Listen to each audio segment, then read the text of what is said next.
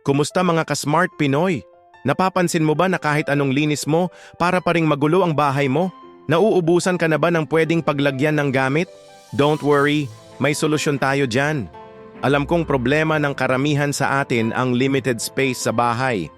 Minsan kahit anong ayos natin, parang kulang pa rin ang storage space. Ending, nagkakalat ang mga gamit sa sahig, puno ang mga mesa, at nawawala na ang minimalist look na gusto nating makamit. Pwede naman bumili ng mga cabinet at organizers, pero alam nating mahal ang mga yan. At kung small space lang ang meron tayo, baka hindi pa kasya sa kwarto natin ang malalaking cabinet.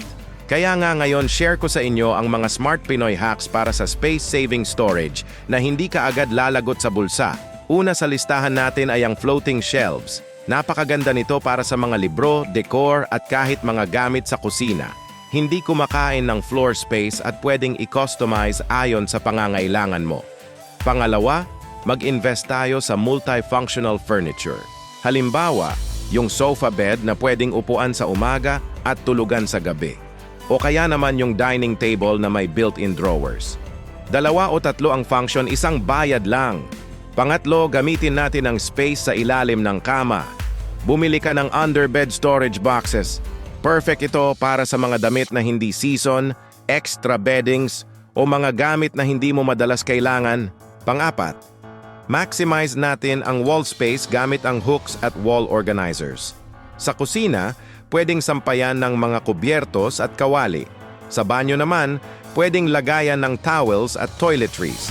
At panghuli, kung tight ang budget, stackable plastic bins ang sagot.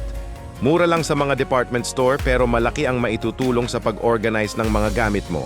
Tandaan mo, hindi mo kailangang gumastos ng malaki para magkaroon ng organized na bahay. Minsan, kailangan lang natin maging creative at practical sa paggamit ng space na meron tayo. Kaya ano pang hinihintay mo? I-try mo na ang mga tips na to at makikita mo kung gaano kalaking pagbabago ang magagawa nito sa bahay mo. Kung na-enjoy mo ang video na to, huwag kalimutang mag-like at mag-subscribe sa aming channel.